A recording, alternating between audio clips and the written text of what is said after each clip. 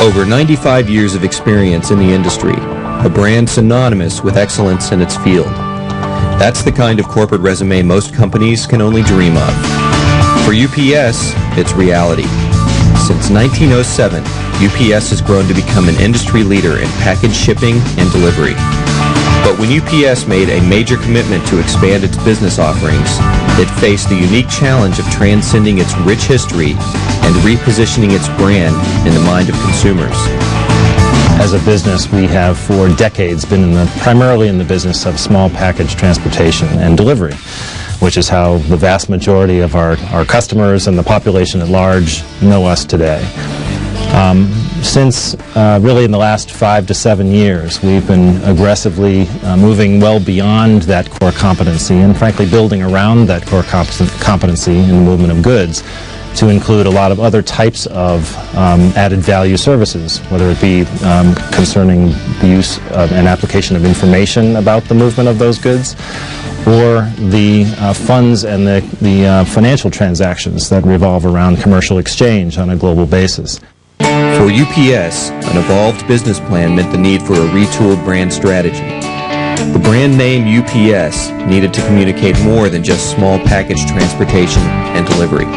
We often use an example of IBM, who had a similar type of evolution, moving from their historical position in mainframe computer manufacturing to include this whole idea of e-business and what does e-business mean, and positioning themselves as a leader in e-business. Similarly, we took a look at our own evolved positioning requirements and said, how do we position UPS as an enterprise, including all of our subsidiary companies and new acquisitions, into a new space that we can define and frankly start to determine the rules around as a leader in an evolving or a newly developed market space. What was needed was a marketing communications plan that would help to define the concept of synchronized commerce, the name given to the new market space UPS had developed. We found that we needed to help our customers and the different decision makers that we engage. We had to find a way to build a bridge for them from what they knew us to be as a small package transportation company into something larger than that. We do more than just deliver packages, was the basic proposition. UPS updated its logo, leaving behind the confining shield and package design in favor of a more dynamic, inclusive symbol.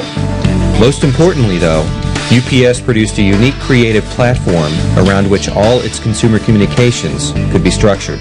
We did a lot of research on this topic to find the critical cues that would build this bridge, that could connect these things together for them in their minds. We tried a lot of the traditional images of drivers and package cars and our friendly brown trucks and those types of things, but we found that the color, we actually explored the use of color as a way of personifying the brand, but doing it in a very fresh and a very dynamic way, in a very stylish way, in a word, making brown cool. And that became a very powerful platform, which was devoid of some of the baggage or some of the limitations of, you're just all about package delivery, and frankly was much more inclusive and accommodating of some of these new ideas, these new concepts of managing inventories and outsourcing transportation management and actual financing inventories and those types of things, which were well beyond, most of people's understanding of what UPS does and what they're capable of doing. UPS teamed with an independent advertising agency to flesh out the concept of color as a creative platform. They developed a messaging approach that would position UPS as a company able to meet the unique needs of individual customers. Maybe I don't own a fancy building or a big shipping department yet. But Brown still takes my business seriously. I can print labels, track shipments, order a pickup right from here. And with the time I save, I can build my business. Maybe I'm not exactly part of the limousine set, but I have a driver. Small business shipping, synchronized. UPS, what can Brown do for you? It's all about the benefits that are relevant to you in the context of your business, how it runs or how you compete. and tying it back to this platform driven by the color as the creative magnifier or the leverage point that, you know, ties all of these pieces together successfully and makes it highly memorable. Tying all pieces together was essential to the success of the Brown campaign. UPS stressed an integrated approach to its marketing communications efforts, making sure to deliver a consistent brand message across all relevant media and events. We certainly have our public relations organization geared to helping to leverage that positioning in a variety of different contexts, which goes through anything from executive speaking opportunities to, you know, broad storylines and things that are planted in respected, you know, business publications like the Wall Street Journal or Fortune magazine. We have our U.S. advertising program, as well as the advertising that's done in the other regions of the world. We use our business print, trade print, industry-specific print that may go to driving specific solutions to specific industries. We will use radio on a local market basis to engage more of the consumer audience as well as the front office type of audience. We will look at the interactive channel as a critical supporting element, or in many cases a drive to site type of scenario where once engaged with a particular topic or on a particular, you know, with a particular relevant idea, we give them a direct place that people can go at, again, any level of decision making to go find out more information about that, to enhance their understanding of what that solution is about. To ultimately, you know, potentially lead to a sales inquiry where we might actually, you know, then follow up directly with sales contacts. To reinforce its positioning as a company that understands the needs of individual customers, UPS tailors its messaging to specific consumer segments. We have defined, as part of the evolution of the campaign, really 4 primary audiences, and it starts with our core, you know, shipping decision maker, people who have daily responsibility for, you know, the actual shipping transaction, you know, interfacing with the carriers, making those daily decisions about which goes, you know, which way, and all of that type of thing. But then building beyond that to include what we talk about as our front office decision maker, which may often be more in a service type of company, whether it be a law firm or a real estate firm or an accounting firm, or, you know, or an advertising agency.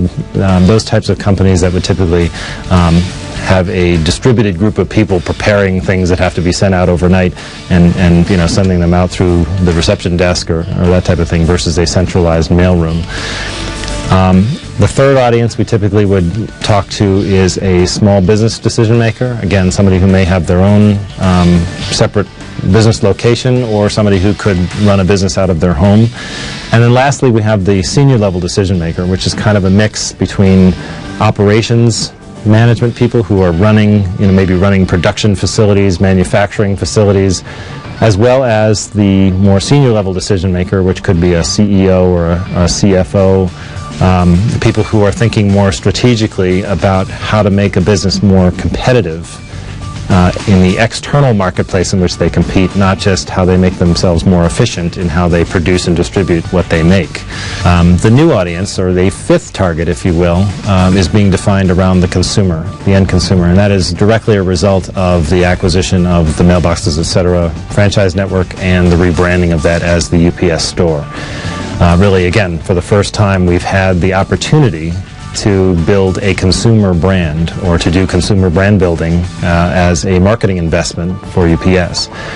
The more we are defining these targets more specifically, the 4 that I described on the business side and the 5th one being the consumer audience, we are in fact tailoring more of our message streams from, you know, mass market television all the way through the different components that I described before, to specific promotions and other things, very specifically to the unique needs and requirements, and actually delivering the key solutions that are most relevant to each of those targets individually. Beginning in 2004, for example, our entire U.S. advertising program is built around 4 different campaigns, not one, because we are being very specific in our targeting to each of those 4 audiences. UPS has succeeded thanks to careful MC planning, a consumer-centric approach, and the integration of the color brown throughout all its marketing communications. People across all of our target audiences have such a powerful association of the color brown with the company UPS and the brand UPS that we can use the color to personify the brand without even mentioning the brand and still get nearly 100% recall on all of our messaging in the advertising campaign that we run, which is extraordinary. I mean, a lot of brands would consider, something greater than 50% correct brand identification to be a great thing. We're running in excess of 97 to 98% correct brand identification on an unaided basis, which is a wonderful thing. By targeting consumers with relevant and memorable messaging, UPS has repositioned its brand and propelled itself into the realm of integrated service provider.